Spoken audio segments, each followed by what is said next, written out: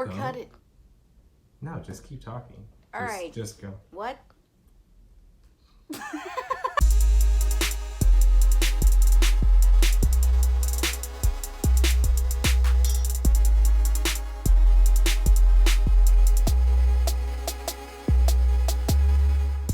Yeah, don't mind her face. What is up, guys? Welcome to another episode of We Sibs, West Coast, East Coast siblings. We have got a show for you today. Go ahead and relax, put the headphones in, grab your snacks. We've got plenty to talk about, including Swamp Thing. We've got, what do we've got? I don't even know. Swamp Thing, we got the Hobbs and Shaw trailer, and we're gonna get into Dark Phoenix. All those trailers just dropped. We're fans of all of them, so we're gonna dig into it. Well, so first off, we want to thank user College Debt Slavery on Kindle, who mentioned that 90% of the people who go to college, it doesn't actually work out for them. It's definitely something to take into account, what with this whole big scandal. I believe it. College is going on. So let us know what you think in the comments. Did you go to college? Do you think it was worth it? Do you regret it? Did you not go to college, and are you popping? Yeah, let us know in the comments. Let's get into What is poppin' mean? Thanks. But from that, we want to jump right into the Swamp Thing trailer. Now, we're going to start with that because it's the shortest of everything we've got to plow through. So, it makes no sense to me. Swamp Thing? Guys, what is going on with this? Like, we want DC to do a fantastic job with the Justice League and the Teen Titans and, okay, Doom Patrol, that's out there, but hey, you know, you got to do something like that. Where did this come from? Swamp Thing? I mean, IMDb doesn't even show what it's about. Like, I mean, I don't know nothing about no Swamp Thing, but DC Universe has done pretty great with Titans. I mean, Titans was phenomenal. Well, Doom Patrol, I didn't really get into it, but I started it. Maybe they know what they're doing. Maybe they have a plan. But I would say, even if they do a great job with that, say we give them the benefit of the doubt, how good could a Swamp Thing show be? It's centered around a character who is largely irrelevant. Well, I mean, Doom Patrol is not really relevant, and they made Yeah, a show but out that's of that. one. That's one show. You can't get mad at them for having one off show. But now it seems they're making a roster of shows that nobody cares about. Maybe they're gonna pull an Avengers thing and pull a bunch of like superheroes together. They'll be like, what's Like that? the Titans? No, what's the joke Avengers? Guardians of the Galaxy. Honestly, guys, nobody asked for this. We've known about it for a while, but this teaser didn't do anything to change my mind. But from there, we want to jump into the Hobbs and Shaw trailer. I'm going to let you start us off because I have so much to say, and it's going to take up the whole video. I'm gonna just throw this out there. I think it's super random that they're making a Hobbs and Shaw movie. That's not to lean on the positive or negative side. I just think it's a bit random. That being said, everybody loves those characters. They're cool cats. Is Vin Diesel gonna be in it? Maybe he'll do a little surprise pop-up cameo. I'm excited. It looks like it's gonna be a legit, like a nice Fast and Furious kind of thing, but it looks like we'll have like a lot of good action, good fight scenes, and maybe even a little like detective-y story going on. I'm excited. Yeah, I love the Fast and Furious franchise. There's a little bit of a rumor that was going around. It's kind of tainted my view of this trailer, but let me start from the beginning. A while back, Tyrese Gibson was in a limo and they got him on video talking about the Hobbs and Shaw movie and how Dwayne "The Rock" Johnson was being a little bit selfish in fast-tracking the Hobbs and Shaw project over Fast 9. We were supposed to get Fast 9 in 2019, but now it looks like we won't get it until at least the next year. If that's true, that would be really disappointing because as good as Hobbs and Shaw can be, it's not going to be Fast and Furious. That's the whole shebang. Then I watched the trailer, and man, that movie looks amazing. The pairing of Idris Elba, The Rock, Jason Statham, that's gonna be incredible. I think the effects look really cool. Oh man, it's mind-blowing. It looks like a classic, like good, fast movie, but with these characters that we already know, we already like. It looks like we're gonna get some really good action in there. We're gonna get awesome like car scenes, which I'm excited about. But I think too, we're gonna get some nice fight scenes, which we don't always get in the Fast movies, so I'm excited for that. I feel like overall though, the evolution of Fast and Furious has gone more toward hand-to-hand combat and stuff like that, and a good amount of car chases as well, but I feel like they've done more. Yeah, for sure. I'm just saying, like, Jason Statham fight scenes are great. They're great to watch. So I'm excited because it looks like we're going to get a good amount of those. I love watching hand-to-hand combat, so I'm excited. It's going to be lit. And they're all veterans. Yeah, they're all good. So yeah, so what do you think about the whole mess with maybe The Rock rushing out Hobbs and Shaw and sacrificing the release of Fast 9? Well, I guess I'm a little confused. I don't... An actor can't really rush anything other than maybe taking a fit. Now, if Dwayne "The Rock" Johnson is producing it and he's saying, no, let's push Hobbs and Shaw before Fast 9, I mean, he's the producer. I mean, whether or not he, like, was right in doing that, that's his right to do. But Vin Diesel also produces the Fast movies as well. Yeah. So, I don't know. Maybe it was a group decision. Yeah, remember, Vin Diesel is the main guy, so what he says goes. But there aren't many actors in Hollywood with as much pull as The Rock. So if he's pressuring the studio to do something, the studio's going to be talking to Vin Diesel, there are going to be talks going on. And I really do think that they caved to what The Rock wanted because he's arguably the biggest star in the franchise. He was the highest paid actor in Hollywood at one point. Why would he rush it? He's got a bunch of other movies coming out, like this year and last year. He was probably working on a lot of the movies that we've seen or are going to see at the same time. Like, it's not like he needed this one, you know? Well, but remember, he's got the Black Adam project that he's been working on, and that's going to be picking up soon. So he probably wanted to get Hobbs and Shaw out of the way and look into Black Adam coming in 2020, 2021. Because remember, he's still going to be in Fast 9 as well. So he's got 2 movies. But that's what I'm saying. Like, that's his life. He's been busy, probably more than likely back to back on sets for movies for at least the last 3 or 4 years. So for sure. But I think don't know he wants why to the rush dedicate for this specific movie, if he did indeed rush it. Yeah, I think the reasoning behind it may be that, you know, he said, even in the video that came out a couple weeks ago, I don't know if you saw it, but he was talking to the fans about Black Adam. This is obviously a passion project for him, and he really wants to dedicate all his time to Black Adam and making it great. He's a producer on Shazam. He's a producer on Black Adam. So this is his baby, as where the Fast and the Furious franchise is more Vin Diesel's. So yeah, so let us know what you guys think of the controversy there. We'd love to hear your thoughts as well. Also, let's just peep this sexy bun I've got going right here. I worked really hard to get this, you guys, so just check it out. Yeah, I've also, I've done Admire a lot the with messy my hair bun I've got going. recently. You're There's welcome. a lot going on up there. Now, ladies and gentlemen, the creme de la creme. What you've all been waiting for. The probably second highest, most anticipated film of the year. The Dark Phoenix. Caw! We should probably cut that. It's like, I get so excited about Avengers Endgame, and then I see a Dark Phoenix trailer. That's what the X-Men are doing. I mean, the power levels are ridiculous. I mean, forget Captain Marvel, forget Thanos, forget Thor. Like, okay, well, no, even forget Thor. Phoenix is a beast, and I hope they do her justice. The trailer looks amazing. I love the vintage suits. The X-Men suits look fantastic. I'm super pumped. I freaking love the X-Men movies. Like, they've never disappointed, even though they can't get the storylines together. I can honestly say I don't think I've ever disappointed? Except for the Wolverine. That was weird. But I think all the other ones I loved.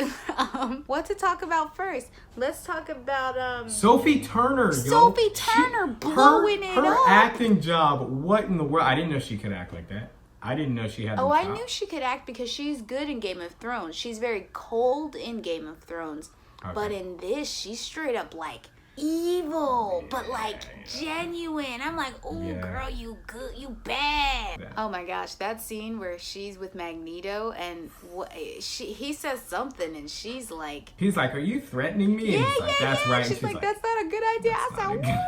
I got comic book chills, and it takes a lot for that to happen. It happened with BVS, whatever you think about the movie, because of the moment. It happened with the first Avengers movie, those goosebump moments. When I saw Phoenix like doing her thing and being full blown, man, that was something to see. And it's great because I think it's funny though, because I don't know if I think she plays a good Jean, but I think she plays a beast Phoenix, because I feel like her Jean has been so demure, very like Was that too big of a word for you? Well, I don't think she's really gotten a chance to shine. Oh, you're funny. No, I know what it means.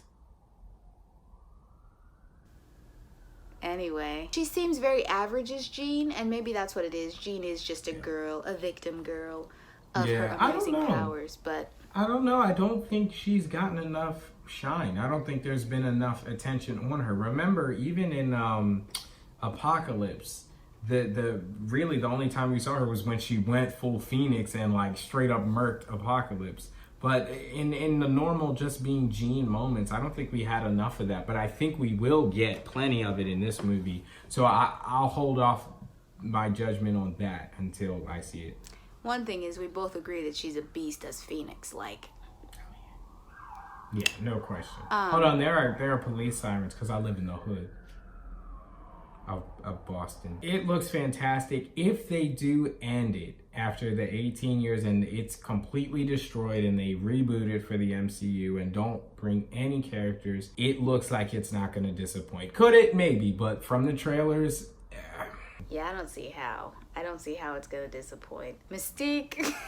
still floating around and trying to be relevant. But it looks like she's gonna die, so... It's just really hard because, you know, Mystique is a great character. She's a great mutant, you know, but yeah, after Days of Future Past, where they tried to center the entire universe around her, and I mean, we all know it's because she's Jennifer Lawrence. It's like...